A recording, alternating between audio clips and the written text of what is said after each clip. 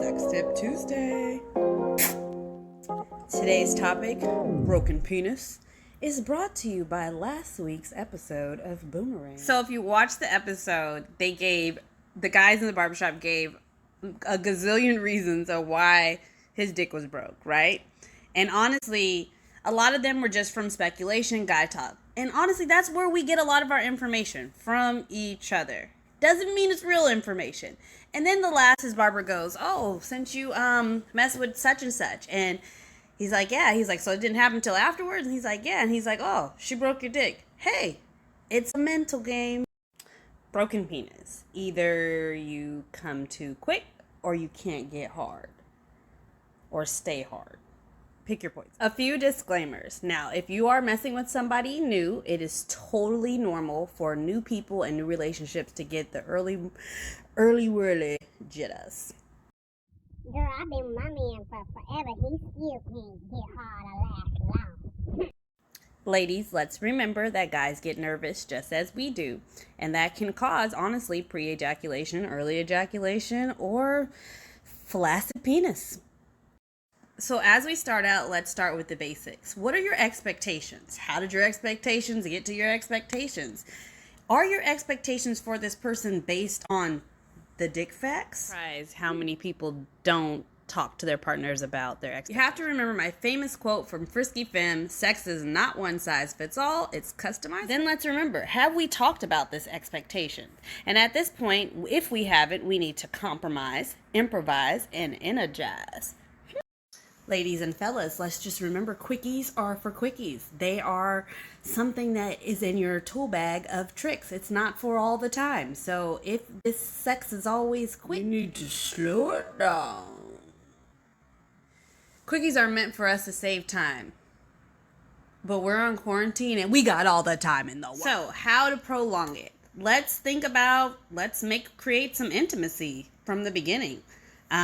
Let's prolong foreplay. Let's actually pay attention to after. Learn how to effectively alternate between intercourse, oral sex, hand jobs, and sensate focus. Honestly, you literally have to make sure that you can intertwine things in between to kind of mix up the flow so arousal can go back down so pre-ejaculation, early ejaculation doesn't happen.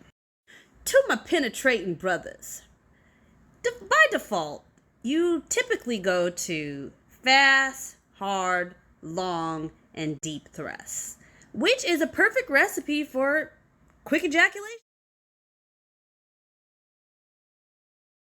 So my suggestion is to mix-a-lot them strokes. What also might help is changing your position, whether it's spooning, modified doggy style, cowgirl, woman on top, whatever it is, whatever is your position that makes you come quickly, do not use that. That is your kill shot position, right? We make sure that we do not use that position unless it's necessary or that is what we're trying to get to. Otherwise, you can explore thousands of other positions that feel just as great and kind of prolong the sex. A couple of fast, a little bit of slow, a few shallows. I mean, learn your opponent. Like, don't go in the game ready to lose. Okay, guys, so you're in the game and you need to pass the ball. This is not the time to Kobe a situation. Literally, use your teammates, which are sometimes toys. It's okay to use a toy and then please her while she's using the toy, or ask her what she likes while she's using it, because then you can lower your arousal, get back in the game, get your head focused, your mind focused, and get back in there. If you're one of those guys that you're your own sub on the game of 5 when you're playing with your boys outside, you need to give yourself a break. You can't be your own sub. Oh my god, I like when he kisses on my neck and rubs my breast and sometimes rubs my legs because it feels so good while I'm playing with my toy.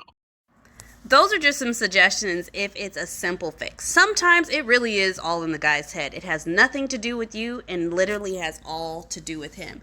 So sometimes you might need to take a break from that pussy, okay?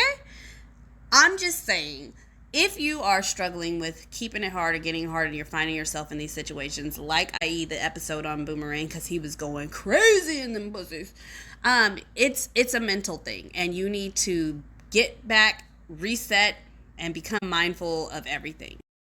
Now, don't get it twisted. Broken penis can be lifelong, acquired, generalized, situational. It literally depends on the person and the situation. Now, if you fall into the lifelong or generalized situation, now you might need to see a specialist, and it could be ED, erectile dysfunction. It could be the medicine that you're taking. It could be your mood. It could be a lot of things that might need a doctor's or physician's eye to look at it. When guys have problems with desire, it can stem from many things. So problems with desires, it can occur at any age. It can affect self-esteem, self-confidence. It always has a psychological component, but sometimes has an organic component. It doesn't really often initiate sex. It isn't always responsive to your partner's sexual advances. They can become aroused when it begins and then not be aroused as it's ending or in the midst of it. It all depends and varies from person to person. I would say that if you are concerned with something like that, you can check out tons of sex therapists, sexologists, just to kind of see what the initial issue is. And if they cannot fix it, i.e. myself or others, then we will refer you to a physician to see if anything else can be done. Otherwise, there's tons of ways to fix a broken penis. Holla at your girl. If you like what you see, follow, click, subscribe, and share with your friends because everybody needs help in the sex world.